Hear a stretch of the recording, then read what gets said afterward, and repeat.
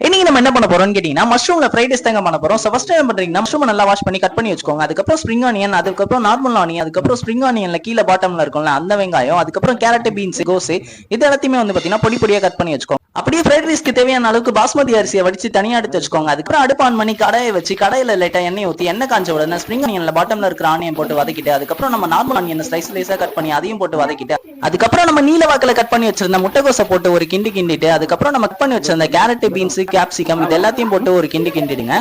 அதுக்கப்புறம் என்ன பண்றீங்கன்னா நம்ம ஸ்லைஸ் ஸ்லைஸா கட் பண்ணி வச்சிருந்த மஷ்ரூம் ஆட் பண்ணிக்கோங்க. மஷ்ரூம் லைட்டா பாத்தீங்கன்னா ஒரு கிண்டி கிண்டிட்டு காய் வதங்குறதுக்காக லைட்டா உப்பு சேர்த்துக்கோங்க. உப்பு சேர்த்து மறுபடியும் ஒரு கிண்டி கிண்டிட்டு ஆல்ரெடி நம்ம வேக வச்சு தனியா எடுத்து வச்ச பாஸ்மதி அரிசியை சேர்த்துக்கோங்க. அதுக்கப்புறம் soya sauce, tomato sauce, garam masala, chilli powder, அப்புறம் பாத்தீங்கன்னா பெப்பர், சோ இது எல்லாத்தையும் பாத்தீங்கன்னா ஆட் பண்ணிக்கோங்க. அதுக்கப்புறம் தேவையான அளவுக்கு உப்பு ஆட் பண்ணிக்கோங்க.